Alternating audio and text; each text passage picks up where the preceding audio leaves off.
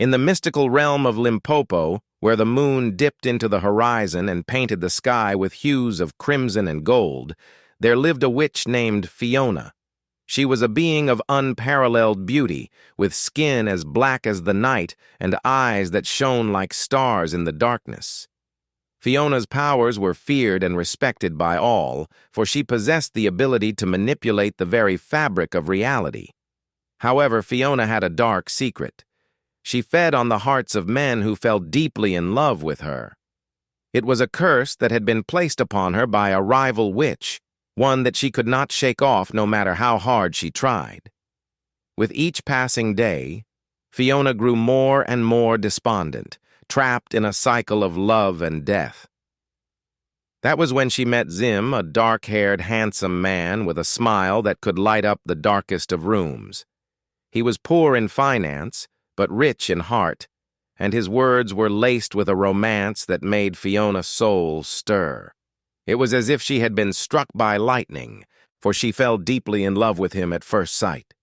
For the first time in her life, Fiona felt a spark of hope. She vowed to protect Zim with all her might, to grant him every desire, and to make him happy. She used her powers to shower him with wealth and riches, and Zim's life was transformed overnight. He lived in opulence, surrounded by luxuries he had never dreamed of, and he was eternally grateful to Fiona. But as time passed, Zim's parents began to notice the change in their son. They saw the wealth and the luxury, but they also saw the woman behind it all, a witch with a reputation for being ruthless and heartless. They deemed Fiona unsuitable for their son, a woman with a dark past and a curse that could destroy their family. One day, Zim's parents presented him with a new bride, called Emma, a woman of their choice, and demanded that he marry her. Fiona was devastated. She had given Zim everything, and this was how he repaid her?